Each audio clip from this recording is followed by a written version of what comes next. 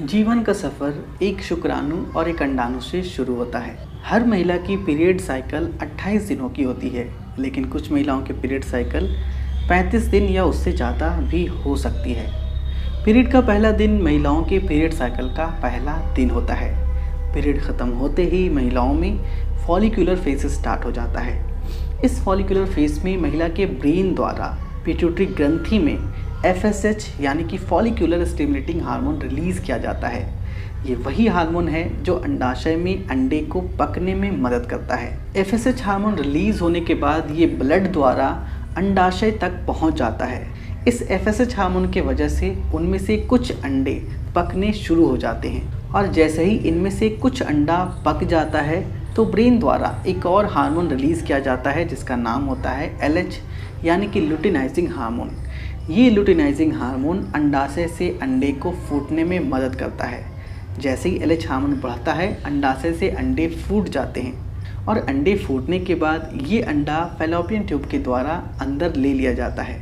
फिर ये अंडा फैलोपियन ट्यूब में 1 से 2 दिनों तक शुक्राणु के खोज में घूमता रहता है, यानी कि फैलोपियन ट्यूब में अंडा 1 से 2 दिनों तक इंतज़ार शुक्राणु का करता है। वहीं इस ओवुलेशन प्रक्रिया के दौरान महिला का जो बच्चेदानी का मुंह होता है, जिसे हम सर्विक्स भी कहते हैं, वो थोड़ा खुल जाता है और अगर इस बीच कोई महिला रिलेशन बना लेती है तो इस दौरान इस सर्विक्स द्वारा, इस बच्चेदानी के मुंह द्वारा लगभग 30 करोड़ शुक्राणु गर्भाशय तक पहुंच जाता है। शुक्राणुओं को गर्भाशय तक पहुंचने में बहुत सारी जद्दोजहद का सामना करना पड़ता है। इस दौरान करोड़ों शुक्राणु महिला के इम्यून सिस्टम द्वारा मार दिए जाते हैं और चूँकि वजाइना में एसिडिक वातावरण होता है तो इस एसिडिक वातावरण के कारण भी कई शुक्राणु मर जाते हैं और उनमें से कुछ शुक्राणु सीलिया में फंस कर रह जाते हैं। शुक्राणु में एक सिर होता है, गर्दन होती है, बीच का पार्ट होता है और पूंछ होती है। इसी पूंछ के द्वारा शुक्राणु गर्भाशय में आगे की तरफ बढ़ पाता है। गर्भाशय तक पहुंचते पहुंचते करोड़ों शुक्राणु मर जाते हैं। सिर्फ कुछ ही हज़ार या लाख शुक्राणु गर्भाशय तक सही तरीके से पहुंच पाते हैं। गर्भाशय तक पहुंचने के बाद उन शुक्राणुओं को गर्भाशय में कॉन्ट्रैक्शन के कारण उसे फैलोपियन ट्यूब में भेजा जाता है।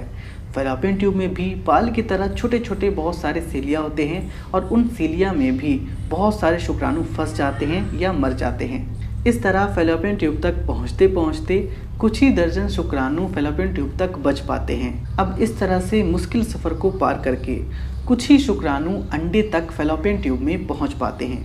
अब उनमें से भी कोई एक शुक्राणु ही अंडे के अंदर घुस पाता है जो सबसे ज़्यादा स्ट्रॉन्ग होता है। जैसे ही कोई एक शुक्राणु अंडे के अंदर अपना सर घुसाता है तो उस अंडे से केमिकल निकलती है जो अंडे के सरफेस को, सतह को सख्त बना देती है ताकि कोई भी शुक्राणु अब अंडे के अंदर ना जा सके। जैसे शुक्राणु का सर अंडे के अंदर घुसता है, शुक्राणु का सर धड़ से अलग हो जाता है। फिर उस अंडे के अंदर फर्टिलाइजेशन का प्रोसेस शुरू हो जाता है। फर्टिलाइजेशन होने के बाद ये फर्टिलाइज अंडा प्रत्यारोपण के लिए धीरे धीरे गर्भाशय की तरफ नीचे उतरना शुरू कर देता है। फिर ये जायगोट में बदलता है, फिर एम्ब्रायो में बदलता है, फिर मोरूला में बदलता है और जब ये गर्भाशय की दीवार से चिपक जाता है तो इम्प्लांटेशन पूरी हो जाती है। फिर ये ब्लास्टोसिस्ट में बदल जाता है। इसी तरह प्रेगनेंसी की शुरुआत होती है और धीरे धीरे हफ्ते गुजरने के बाद 40 हफ्ते के बाद बच्चे का जन्म हो जाता है। ज़्यादातर महिलाओं का ओवुलेशन पीरियड आने के 14 दिन पहले शुरू होती है। फिर ओवुलेशन से फर्टिलाइजेशन से इम्प्लांटेशन होने में 6 से 7 दिन तक का समय लग जाता है।